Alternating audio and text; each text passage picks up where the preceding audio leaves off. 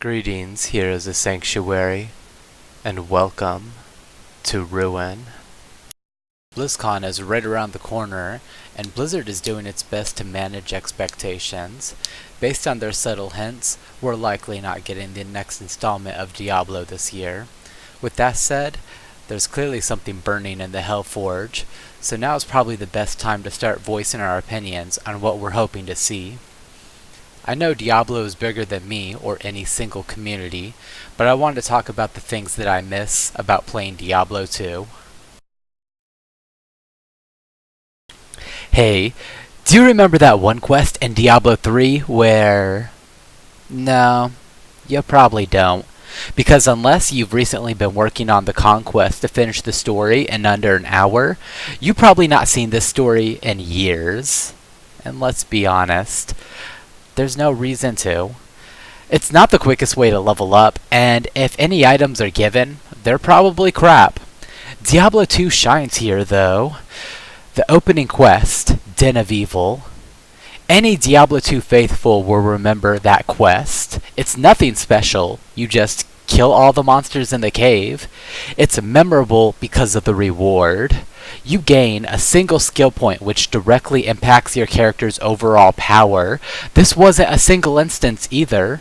In a single difficulty, you could gain 4 skill points, 5 stat points, a permanent bonus, 20 HP, and 10 resistance. There are also quests that impact your wealth in the game, such as the Countess and the Hellforge, with a few quests peppered in that give you items that may or may not be useful. I'm looking at you, Gibden. I miss doing quests in Diablo 2 because I knew at the end my character would become tangibly more powerful, and that's something Diablo 3 was never able to capture. If you're playing Diablo 3 right now, your damage is 100% dependent on your gear. 85-ish% of that is being loaded into your weapon. Your goal for the start of Season 15 was to get to level 70 as quickly as possible, because levels 1 through 69 were meaningless. Leveling up unlocks skills, but they never really change.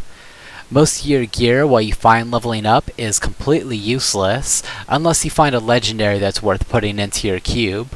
For any seasoned player, the level up process is a waste of time. While you can claim the same is true for Diablo 2, here's a few key differences. In Diablo 2, level 99 is a long-term goal, it's not a requirement. Every level in Diablo 2 has a choice that will decide your character performance whenever you get to the later levels. Unique items can be found leveling through normal and nightmare that are viable in hell, like Chance Guards, Gold Wrap, Vampire Gaze, the Oculus, Ravenfrosts, Titan's Revenge.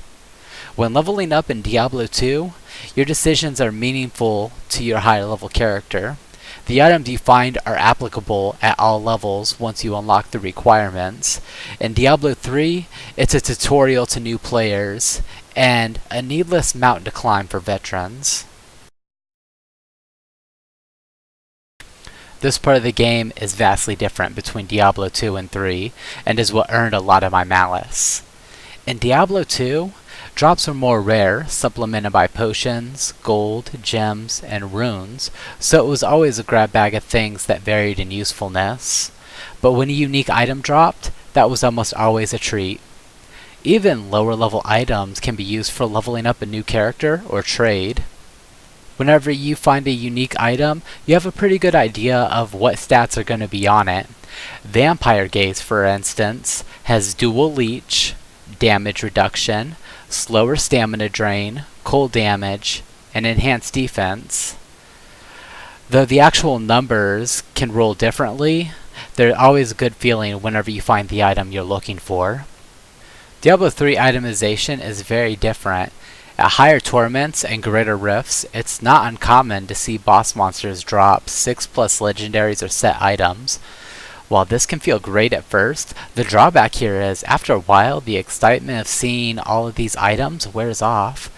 More than likely, all of these are going to be scrapped for materials because it's not useful to my build or not an upgrade to an item I currently have. When you identify these items, you will likely see one primary stat and 5 other stats that are completely random. If 2 or more of these stats are crap, tough luck because you can only reroll one of them. I'm sure a lot of players are in the same awkward position where they're having every single item they need for a build, but now they have to go and find those exact same items except for with a gold or red border around the item because they have better stats. It makes the items feel forgettable because instead of investing time into finding that one item you really wanted, I threw away 9,000 of the exact same item until I found the one that had the stats and proper ancient or primal upgrade that I needed to progress. I really miss elemental damage having an identity. In Diablo II, there are 2 major components to this: the nature of the elements themselves, and how monsters reacted to the elements. Elements in Diablo II generally had very specific properties. Physical damage was straight damage.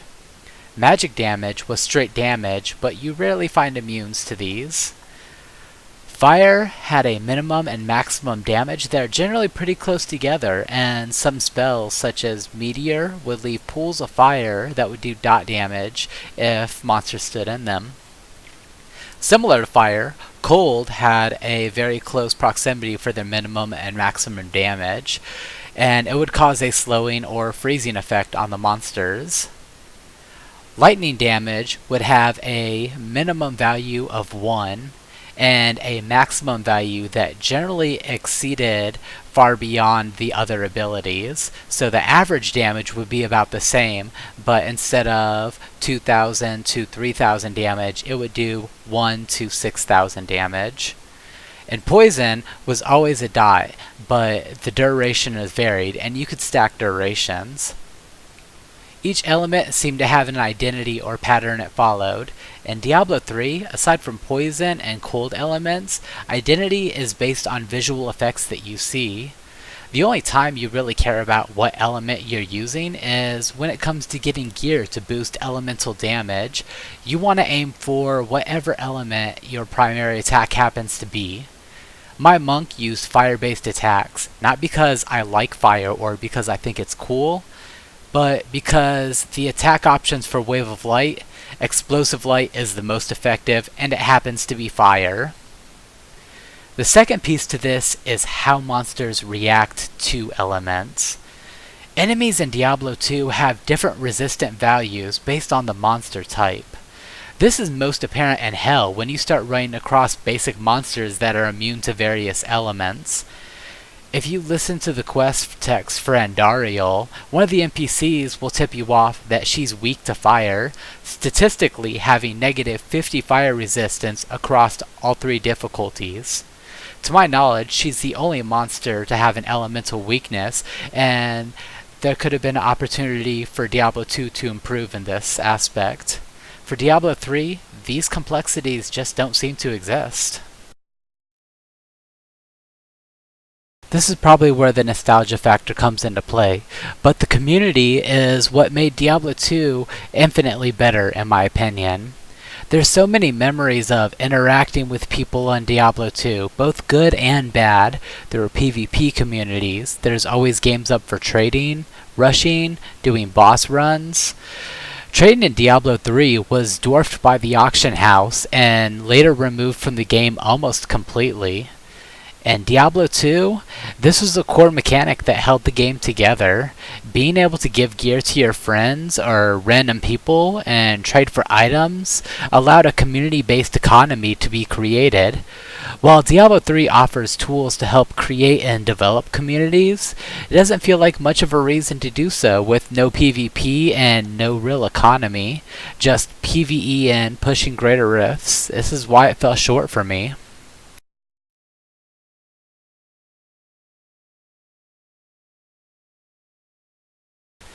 Hey guys, hopefully you enjoyed the video. I plan on making more content covering any news at BlizzCon and more comparison videos between Diablo 2 and 3 and my hopes for the future.